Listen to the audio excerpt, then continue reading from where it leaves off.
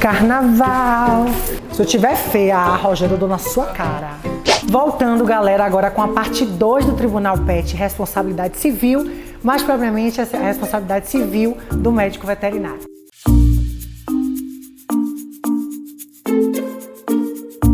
Bom, no nosso ordenamento jurídico, no nosso direito brasileiro, existem 2 tipos de responsabilidade, objetiva e subjetiva. Vamos falar um pouquinho das duas para vocês entenderem melhor. A objetiva, ela é uma responsabilidade baseada na teoria do risco, que é uma das maneiras que tem para se explicar a responsabilidade objetiva. E nela se ausenta o elemento de culpa, de tanto que a gente falou sobre dano, reparação, mas na responsabilidade objetiva, você não precisa comprovar a culpa do agente, daquele que cometeu o erro. Basta se comprovar a ação ou omissão dele para que gere o dano e assim o direito da reparação. Diferente, completamente diferente da nossa responsabilidade subjetiva, que é o que mais interessa para a gente, na verdade, que é a responsabilidade do direito médico, com algumas exceções que também vamos tratar nesse tema. Mas a responsabilidade subjetiva, ela necessita do elemento culpa, que é ausente na responsabilidade objetiva. Porque na responsabilidade objetiva, a culpa ela é presumida, mas na subjetiva não, que é o nosso. Para você comprovar que houve equívoco do médico, que ele agiu com dolo, com erro, que teve atos ilícitos, com ação ou omissão no paciente, você precisa comprovar que teve culpa. Você precisa comprovar, você tem que ter riqueza de materialidade contra o médico. O que é a riqueza de materialidade? Você precisa ter provas, documentos, testemunhas. Você precisa ter uma prova cabal para conseguir comprovar que, de fato, aquele médico errou, aquele médico poderia ter agido de uma outra maneira, poderia ter usado outros instrumentos. Por quê? Porque a responsabilidade subjetiva, ela é uma responsabilidade de meio e não de fim.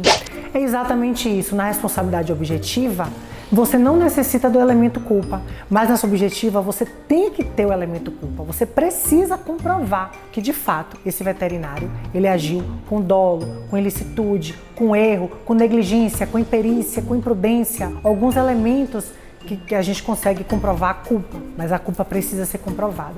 Por quê? Porque a atividade do médico, ela é de meio e não de fim. Ah, Bruna, mas existem atividades de fim, sim, do médico. E a gente sabe quais são, que são as cirurgias estéticas. Já que a gente está falando do veterinário, eu vou dar exemplos do veterinário. Mas na humana a gente já sabe que quando você se dirige a um médico cirurgião plástico, quando você vai fazer uma rinoplastia, uma cirurgia nos seios, necessariamente você está pagando para você ter o fim estético. Você só está fazendo a cirurgia porque o fim que você quer, que você almeja, está garantido por aquele profissional. Então, em determinadas situações, a responsabilidade deixa de ser subjetiva para ser objetiva. Essa é uma delas, isso na medicina humana. E na medicina veterinária? Você sabe quando é que a responsabilidade objetiva pode ser aplicada? Se você comprovar, sem ter tanta necessidade de você comprovar esse elemento da culpa, eu posso te dizer uma delas. Algumas jurisprudências que a gente vem acompanhando, eu que advogo muito na área, a gente precisa acompanhar as evoluções da sociedade, a evolução do direito nesse sentido. Não são todas as cirurgias que são urgentes, que são emergentes, que são de extrema necessidade. Não são todos os procedimentos que são feitos nos cães, nos gatos ou no seu pet exótico que são necessários. Quando eu digo necessário, mas muitas vezes não é de medida urgente. Então, eu posso te dizer que alguns procedimentos, como por exemplo, a odontologia veterinária, a limpeza nos dentes caninos, ela é também por uma questão estética. Muitos são necessários por uma questão de doença, precisa retirar um dente, fazer um determinado procedimento naquele dente, que é saúde. Mas quando você faz a limpeza, por exemplo, isso é uma questão de estética também.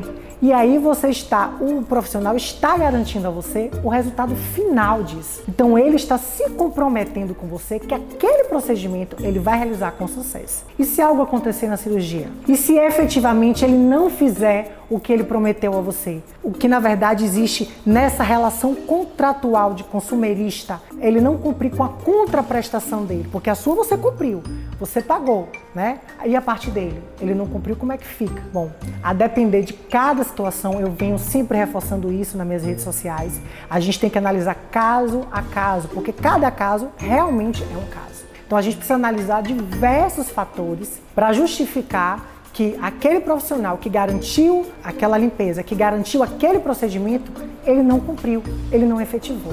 Da mesma forma, a vasectomia, a castração. Você imagina você pagar por um profissional que vai fazer a castração da sua cadelinha, do seu cãozinho, do seu gatinho, e quando você for ver, ela ainda está reproduzindo. Ela, por um deslize, esse animal, ele concretiza a reprodução e você se surpreende porque você pagou por aquela castração, você pagou por essa vasectomia. Será que cabe danos morais? Será que cabe dano material?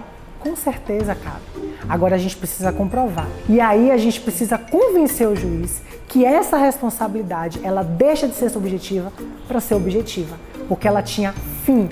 O fim dela já deveria estar garantido por aquele profissional. Finalizamos essa parte 2 sobre a responsabilidade e fiquem ligados que a parte 3 já está no ar. Diga que não quer mais.